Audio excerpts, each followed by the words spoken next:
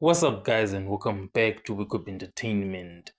So, a witness at the Joshlin Smith trial described the conditions that Kelly Smith was quickly put under when they were continuing to search for Joshlin Smith.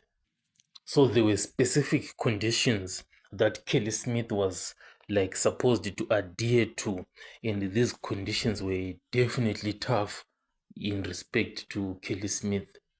This is what the witness said. Bekuyawufuneka xa efika ahende in i-cellphone yakhe kwi-shelter. On arrival at the shelter, she had to hand in a cell phone. Met aankom by die shelter moes sy haar cellphone benhandig. Ukuba ke belukhona unxibelelwano bekufuneka lube lenziwe naye bekuzawufuneka lenziwe via i-social worker ye-shelter. If there would be any communication between herself, that would have been done via the social worker of that institution. As daar bijvoorbeeld moet verbinding gekry word met haar, moet dit deur die social worker, die maatskaplike werker by die shelter is. Ukhankanywe also ukuba ke uza kuhlala kwi-shelter. Further, it was stated that if she went to reside in the shelter, further was it gesê as sy by die shelter sou aangekom word, Kwakuzawufuneka ahlale kwii-parameters ze-shelter. she was supposed to remain in the perimeters of the shelter. Sy moet in die area van die shelter benagtig For ukhuseleko lwakhe. for her own safety, for her eie veiligheid. Kwaye ukuba bekuzabakho ezinye izinto ezingxamisekileyo ekufuneka azenzile. If there would be anything else maybe important for her to, she was supposed to do or take part in. Abaphathi ke be-shelter bekuyawufuneka bahlale benze bathathe isigqibo after bejonge zonke iingalo.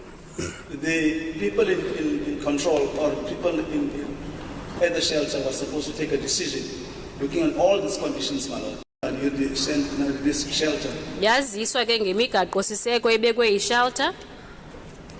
She was then informed about the conditions of the shelter. She was ingelig in verband met die voorwaarden van de shelter. Kwacaca ukuba akafuni ukuya kwi-shelter. It became clear that she doesn't want to go to the shelter. Part of the conditions of the shelter, does it allow for male persons to be admitted? I-shelter ibingavumeli amadoda abe ahlala khona. The shelter did not allow men to be residing at the shelter. So those are the tough conditions that Kelly Smith was put under as investigators continued to search for Joshlin Smith. Any communication whatsoever with Kelly Smith had to be done through the shelter social worker. And not only that, Kelly Smith was required to remain within the shelter's parameters. And on top of that, no males were allowed to reside in there. But obviously, Kelly Smith refused to stay at that shelter after hearing of these conditions, because to her, Kelly Smith, this was like being in a prison. And she actually provided a valid reason, and that valid reason was that I want to be there and searching for Joshlin Smith. It's a reasonable request to be present in the search for Joshlin Smith. How can anybody deny Kelly Smith this request? But obviously somebody could ask and say that how was this restricting Kelly Smith's freedom going to help to find the perpetrator? It was going to contribute in several ways. Because when you look at Kelly Smith's behavior, that this includes inconsistent accounts of her whereabouts. Because if you ask Kelly Smith and say, where were you? She just didn't give in a clear explanation as to where she was. So this raised red flags, to the investigators. And what they wanted the investigators was to more of restrict a movement. And in so doing, you are sort of restricting the movement of the information to the accomplices who might have been working with Kelly Smith. So it was important to law enforcement officials to restrict Kelly Smith's movement. And another important thing that is very important is to make sure that the suspects or whatever, they do not communicate with each other in such a way that if law enforcement officials get to the boyfriend, they question him, then get a statement, go to Kelly Smith, get a statement, go to another suspect, get a statement.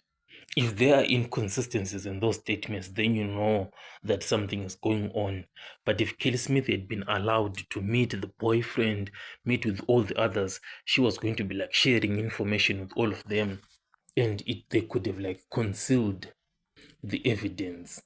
So this is another reason why it was important to restrict Kelly Smith's movements. So that is like two reasons why the law enforcement officials were restricting Kelly Smith's movements. The third reason, when it comes to restricting a movement, is that the community itself was like becoming increasingly suspicious and hostile towards Kelly Smith with regards to these search efforts and involving her in the search efforts. It was going to be counterproductive because there are suspicions that she is a perpetrator. And how can she help you in the search efforts? Obviously, she's going to lead you in the wrong direction. So by simply removing her from the equation, you would have solved like a lot of problems. And another big reason is that, who knows, you never know, Kelly Smith could have like ran away, or probably like leaving South Africa or something like that, or going into serious hiding. Then you start searching for her again. So when it comes to situations like this is why there are certain people who are denied bail, because they are described as like a flight risk. So Kelly Smith, the way I'm seeing it, she was seen as like a flight risk, somebody who can run away, because at that point in time it was already clear to the community and also to herself that she is a suspect here. And having seen all of that, obviously she would have attempted to go into hiding. So it was best for the investigators to just put her somewhere where they know where she is at, and where they know that she is not going to leave. So, when you look at the overall decision to limit Kelly Smith's movements, it came about as a result, of a combination of factors. And these factors, included community safety concerns and the ongoing legal investigations. So obviously, these kind of like reasons that I've given you in this explanation, you are not going to get it in the courtroom. This is my own analysis of why they were restricting her movements, because these guys were taking precautions, to ensure Kelly Smith's availability for investigations and potential legal proceedings.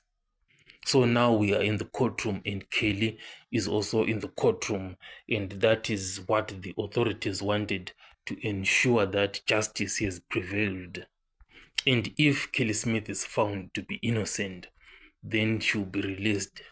If she is found guilty, then obviously she's going to be arrested. So this was an issue of the authorities playing it safe. So tell me what you think in the comment section about my own analysis on this issue. I'll catch you guys in the next one.